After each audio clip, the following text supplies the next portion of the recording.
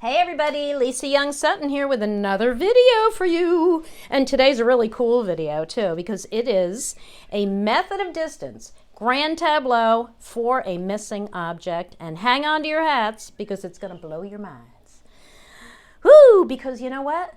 When you're talking about relationship readings or missing object readings, I don't think there's anything better than the method of distance, because for a relationship, you've got the heart, the anchor, and the ring, and depending on where they fall, it's going to tell you whether two people have a solid relationship, whether they're going to be together in the future during the time frame of the spread, whether they're going to run into trouble, whether they're going to break up. I mean, come on, it tells you everything. For a missing object, we have a card built right in to tell you if something that is missing or stolen is going to be returned to you, and that is the mice card.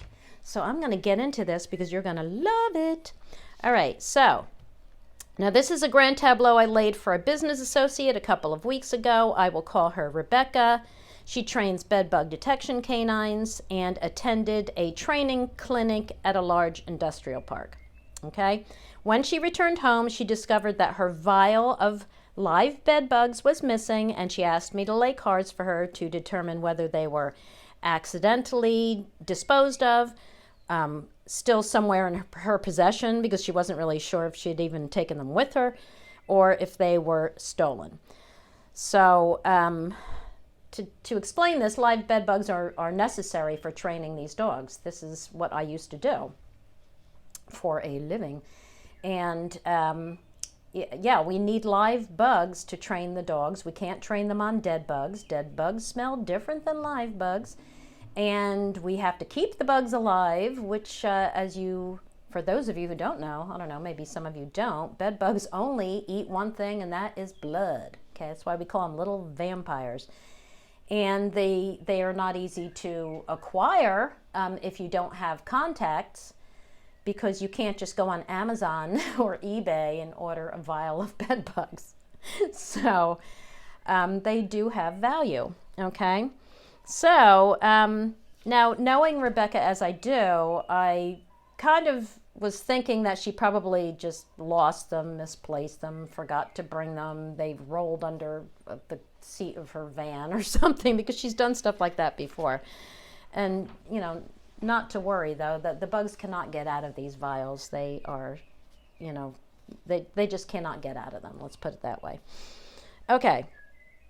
So, anyway, all right. So I decided to lay this this method of distance grand tableau for this, and then I decided to use it for this video because someone, a few people asked me recently to make a video on missing objects, and then several people have asked for more method of distance grand tableau videos, and I thought, wait a minute, why don't I just combine the two? So that's what this is. Okay, now Rebecca is, let me just tell you who's who here. Rebecca is 29. Who did I choose for 28? The most significant other person in the reading. Okay? Now, there may not be another important person involved in this. And if that is the case, the cards around this card would tell me that. All right?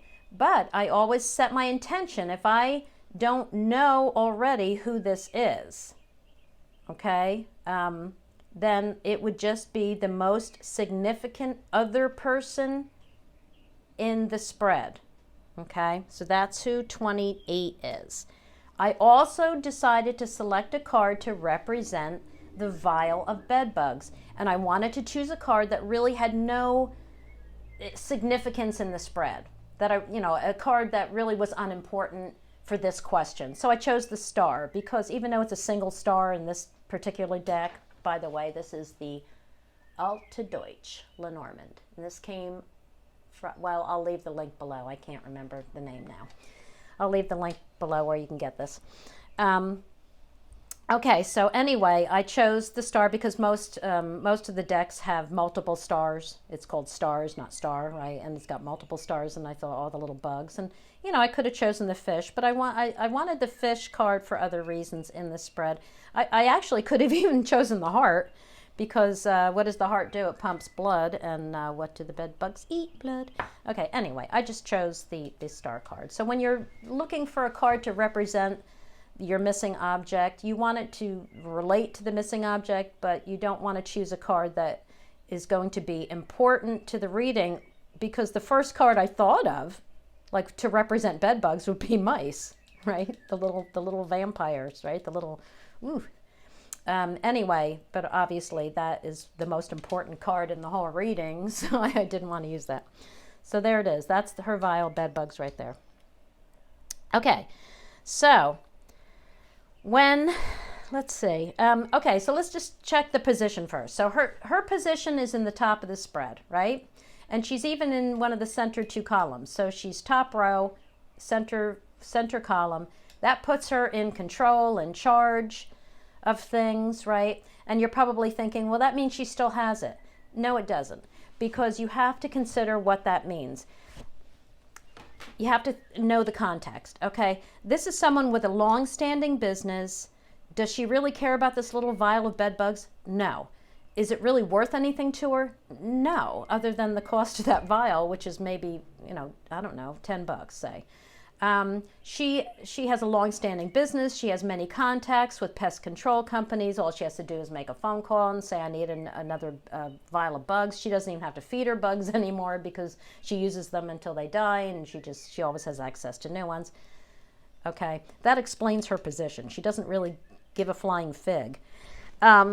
If this were a reading for someone who was just starting out and like had to do backflips and promise their next born child to someone to get some bugs just to train their first dog, and they really cared about them and they knew they couldn't easily get more, would they have fallen up here? No, they'd be down here somewhere. So you have to always know your context to know it, you know, why the people cards are falling where they fall.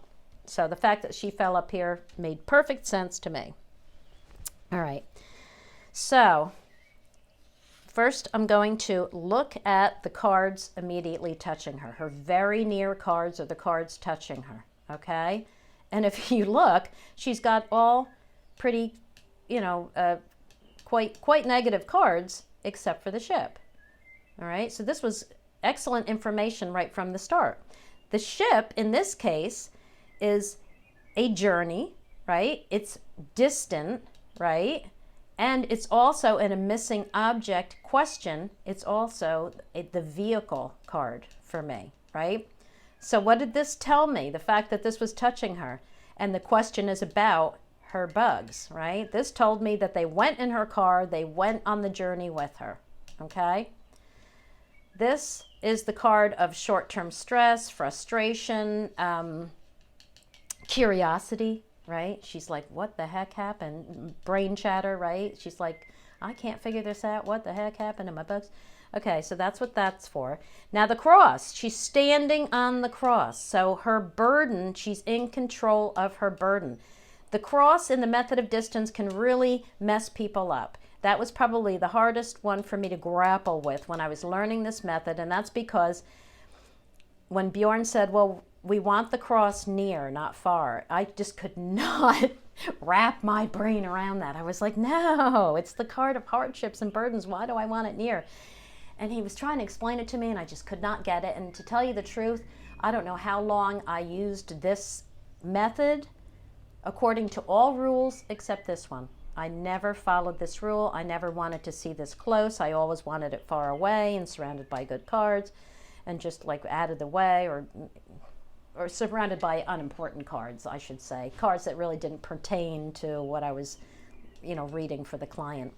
But now I do get it, and I do use the rule now.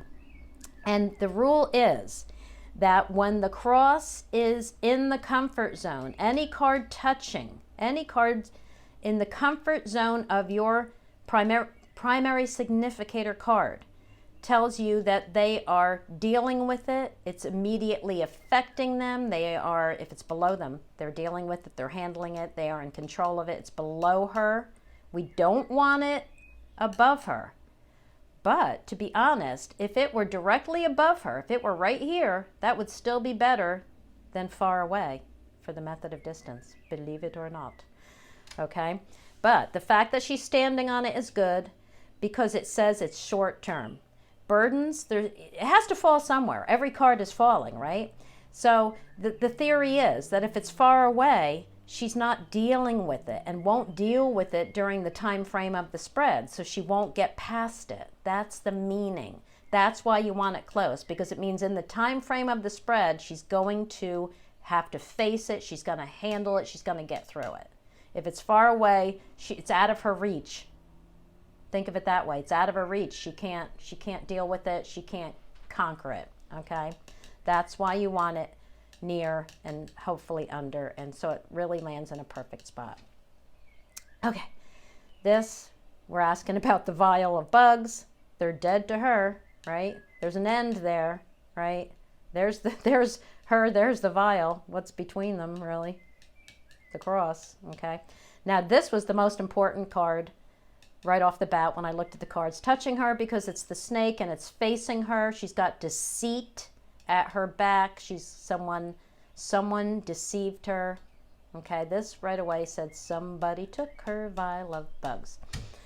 Okay, now we can just look at her row now. This is protecting what's hers, right? The bear, this is protecting her assets. We have twist of fate, discord, frustration, deceit. This is the event. This card represents the event itself, the enemy. Okay? Okay, enemy at the event, deceived her. Okay. Now, let's go to the mice. The mice, if it's near, says she'll get it back, she'll find it, she would get home and discover she didn't bring it, whatever it is. Nope. Couldn't be any further from her. It's also in the fate line. This tells you that it is gone. The vial is gone. Okay, she's not going to get it back. Okay, because it's in the fate line and it couldn't be any further. So, and here is her connection, right? This is her union with the vial. Okay, this is her connection to it. It's lost, severed. This also, okay, the side facing the lily tells you that somebody did something wrong. Okay, now what is the lily touching? The partner card. Okay, now the lily is a card that is the card of virtue, right? It's the card that shows if someone is dishonest, doing something wrong, indiscretion, all of that, morally wrong and all that stuff. Okay, now you want the lily above the people. The fact that it's below her does not matter because it's so far away. So it's not, has nothing to do with her, right? But what's it below? It's touching him. He's got his foot on it. It's directly below him. And what's connecting him to it? The fox. All right, I'm going to get into him in a second. All right. So the scythe, the blade is slicing through that lily. Somebody did something morally wrong. Okay, somebody was dishonest. There was an indiscretion. Okay, who? Right there. Okay, now I'm going to call this him just because it is the man card, but this is just the other significant person. This could be a woman, so don't get caught up in the whole gender thing. I am going to keep saying he just because, every time I look at it, that's the word that tends to come out of my mouth, but does not matter. This could have been a woman, but it's just the other person, all right? So the fact that the fox is facing this person, the fox points to the wrongness, points to the wrongdoer, right? Points to what's wrong, pointing to this person, okay? And this person, we already know this person did something morally wrong. My gosh. Okay, this person has the clouds above them, trouble on their mind, right? They're hiding under a smoke screen. All right, so now this person gets the column, right? This person was at the event. There's the event, there's the industrial park where it was, right? This is also like official things. Here's my work card. So this is probably somebody who was officially invited, right? This is their business, especially here's the letter, right? They were probably officially invited. But now that was my initial thought. But then I thought, wait a minute, they're kind of obscured, right? They're hiding in the smoke screen. And here we have the card of more than one way of looking at it, an alternative, go in a different way. I was like, you know what? I bet the person who took it was one of the helpers that came with somebody who was invited, right? That also came to light over here because, speaking of dogs, you can probably hear the dogs barking outside. All right, anyway, because what's above the mice card here? Here's like the visitor, right? A visitor at the event, right? And here we have a peer, a colleague. But here we have somebody you don't know, right? This is right above the key, right? This is the solution here. This is the answer, right? This it just kept coming back to me that this is probably one of the helpers that came with one of the attendees rather. And we all bring other people. We all need extra sets of hands when we go to these things because we need people to manage our dogs, right? So everybody shows up with other people. Okay, so that's the mice.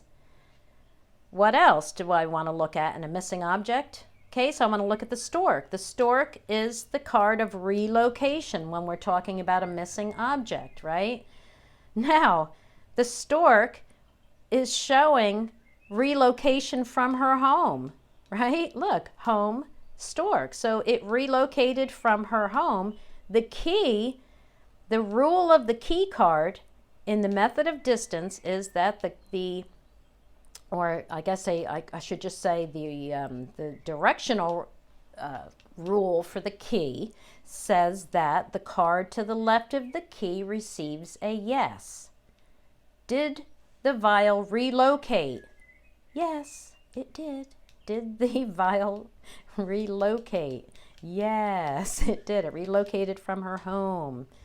Okay. Now, did I mention yet that in any relationship question, and this is not a relationship between two people, really. This is a relationship question between her and her bugs, right?